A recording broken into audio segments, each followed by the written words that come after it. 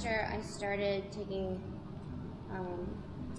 a lot of consideration into how I want to incorporate like some of the digital work that I do with some of the more like two-dimensional, like tactile stuff, like the artist books that I'm making. I paint a lot, and I wanted to incorporate like my paintings into my books.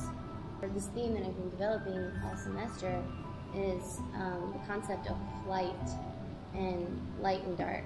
I'm developing like these books that use like elements of pop-ups. So you open up one side from the right, and you open up the other side from the left. I've developed these paintings that are going to be projected into the book. So there's like 4 paintings that are about light and then 4 that are about dark. And the story of Hermes and then the story of Daedalus are incorporated into both of the books in the form of video. So the idea is that these books would have a sensor in them when you open them. So when you open it to the first page, you have a sensor and it sets off a projection that shows up on a monitor, and it starts the video of Hermes. And then you open up the other side and there's a sensor and it starts the projection of Daedalus.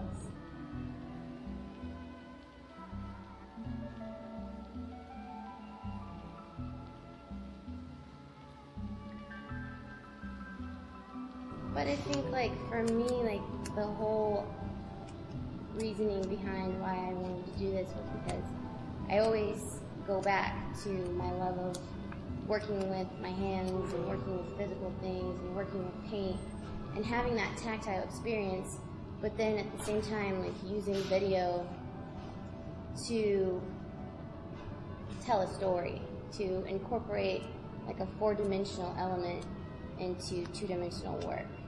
And there's always like this sense of play and exploration that goes into these processes, and that's why I really love developing them, because you're kind of like, when you open the book and you have all these video projections going on like that are controlled by the book, you're like, well, is this a book? Is this a video? Like, what kind of work does this fall under? And so I really like that interactivity that happens when you combine like all these mediums.